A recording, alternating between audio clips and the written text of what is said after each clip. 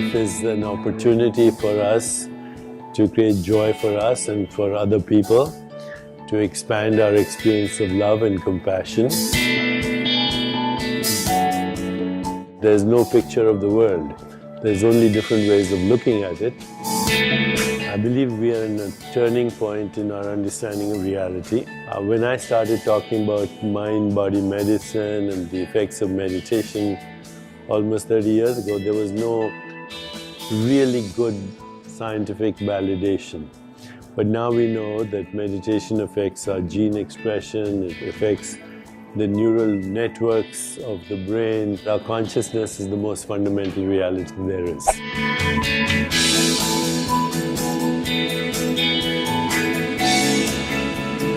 You just wrote your 85th book. Yes. You've had many books on the New York Times Bestsellers list. What is the secret to getting your book on the New York Times Bestsellers list? I've been writing now for more than 30 years, so I have an audience, and that helps. And the other thing that helps psychologically is to be detached from the outcome. Pursue excellence, ignore success.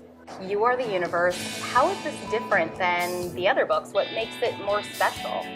Well, this is the culmination of a lifetime of exploration into the nature of the universe. What is the universe made of? What occurred before the Big Bang? How did it occur? Where did time come from? How did life begin?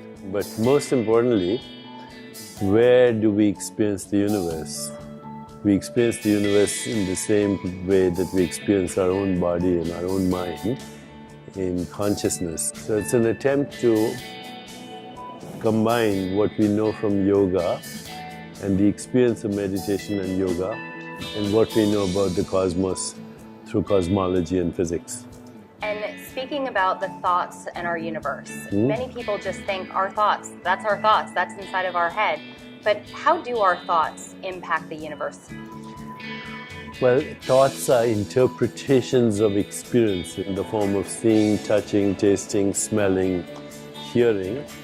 And thoughts then, depending on the quality of the experience, also cause emotions or feelings, likes, dislikes, but also emotions like love, compassion, anxiety, hostility, anger, depression. All of that shapes our experience of what we call reality, including the reality of the universe. So every experience of the universe, of your own body and your mind, is filtered through what we can call thought. There's no picture of the world. There's only different ways of looking at it. And these ways of looking are influenced by the conditioned mind. You have to go beyond the mind in order to understand reality. So we create our own reality through our thoughts. Yes. What role do we play in the universe? Ultimately, the universe that we experience is the human universe. And that's the point. What kind of universe do we want to experience as human beings? Do we want a more peaceful, just, sustainable, healthier, happier, joyful world? If we recognize that it's our co-creation, we can make that happen. Where do you believe we come from? We actually, as core consciousness, have always existed. What do you believe happens to us when we die if we've always existed? The timeless being in you is always there because it's not in time. Only our experience is in time. So our body is an experience. You don't have a fixed body. You're a baby, toddler, teenager. You've had so many bodies since this body was born.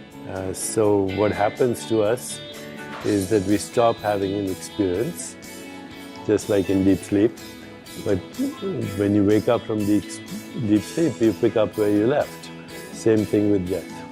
What's the most important thing about life that you've learned through your work as a spiritual teacher? For us to actually collectively create a more peaceful, just, sustainable, healthier and happier world.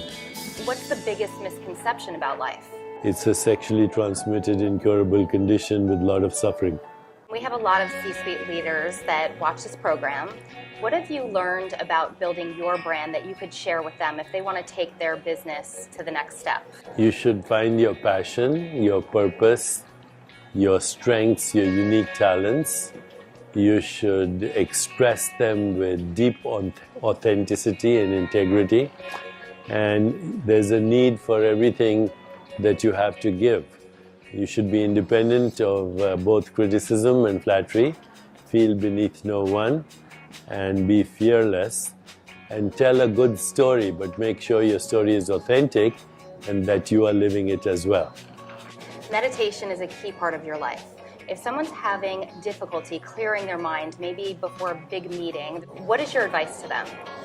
I would say if before a big meeting or something like that, you're a little stressed, then sit quietly, visualize the outcome in your mind of that you want in the meeting, and then just watch your breath for a few minutes and take a few deep breaths and then go for it.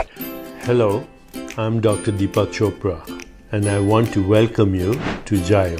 Jayo is your personal well-being coach, or as I like to say, your better half.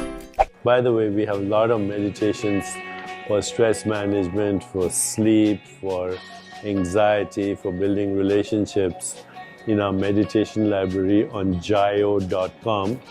One can download that app. Okay, great. Yeah, that's a great app. Thank you so much, Thanks. Deepak. It was so Let good me to see know you.